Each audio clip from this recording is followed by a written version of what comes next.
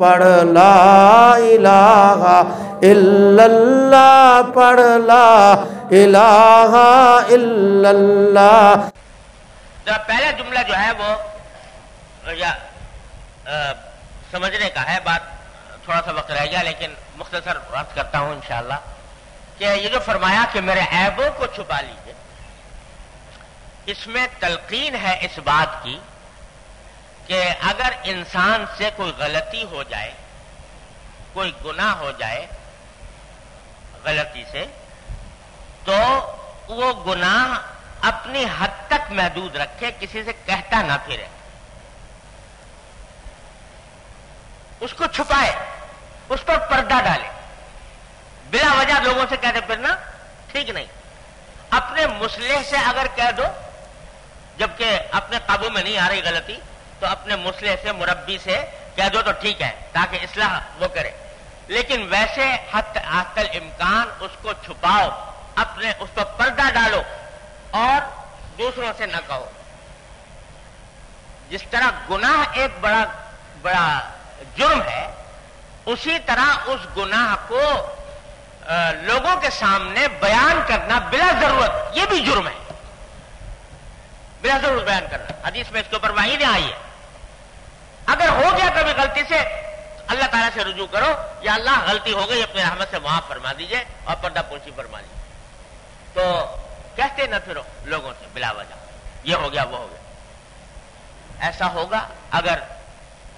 کیوں؟ اس واسطے کہ بعض اوقات تو لوگ کہتے پھرتے ہیں اس وجہ سے العیاذ باللہ کہ گناہ کو فخر کے قابل چیز سمجھتے ہیں، ہم نے یہ کام کیا، اس پر فخر کر رہے ہیں۔ اللہ بچائے، یہ تو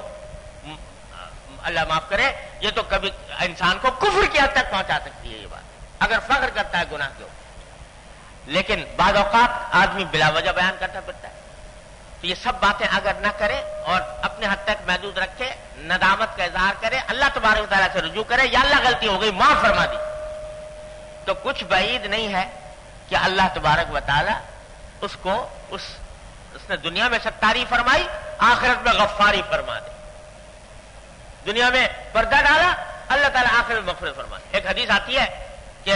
ایک حدیث میں حضور اقدس صلی اللہ علیہ وسلم نے فرمایا کہ اللہ تعالیٰ ایک اپنے بندے کو بلائیں گے اور اس کے اوپر اپنا پہلو رکھیں گے اور اس سے فرمائیں گے کہ تو بتا، تو نے فلاں وقت میں فلاں گناہ کیا تھا؟ چپ کے اس سے کہیں، وہ کہے گا یا اللہ کیا تھا، اور فلاں وقت میں فلاں گناہ کہ جی کیا تھا، اور فلاں وقت میں فلاں گناہ کہ جی کیا تھا۔ گناہ گناتے رہیں گے، اس کو مختلف اوقات میں گناتے رہیں گے، تو وہ سمجھے گا کہ بس اب میرا تو اب یعنی کوئی راستہ میری پناہ کا نہیں ہے، اتنے گناہ میرے سامنے آ گئے۔ تو آخر میں باری تعالیٰ فرمائیں گے کہ دیکھ، ہم نے تیری دنیا کے اندر تو نے جو گناہ کیے تھے اس کے اوپر ستاری کا پردہ ڈالا، تیرے سوا اور میرے سوا کسی اور کو اس گناہ کا پتہ نہیں، اس کا پردہ ڈالا، تو میں نے دنیا میں تیرے گناہ پر پردہ ڈالا، آخرت میں آج آ کر تجھے معاف کرتا ہوں۔ تو پردہ ڈالنا گناہ کے اوپر یہ ایک نعمت ہے، اس لیے رسول کریم صلی اللہ علیہ وسلم نے مانگا کہ اللہ میرے عیبوں پر پردہ ڈال دیجئے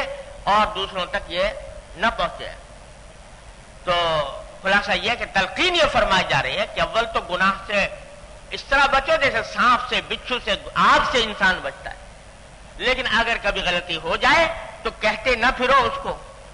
اس کے اوپر پردہ ڈال دو اور بس اللہ سے معاملہ رکھو، اے اللہ یہ غلطی ہو گئی معاف فرما دیجیے، اور پردہ ڈال دیجیے۔ تو یہ پہلے سے دعا کر لی صبح کے وقت میں، اللہم استر عوراتی وآمن روعاتی۔ اللہ تبارک و تعالیٰ اپنے فضل و کرم سے، اپنی رحمت سے یہ ساری دعائیں ہم سب کے حق میں محض اپنے فضل و کرم سے قبول فرما لے۔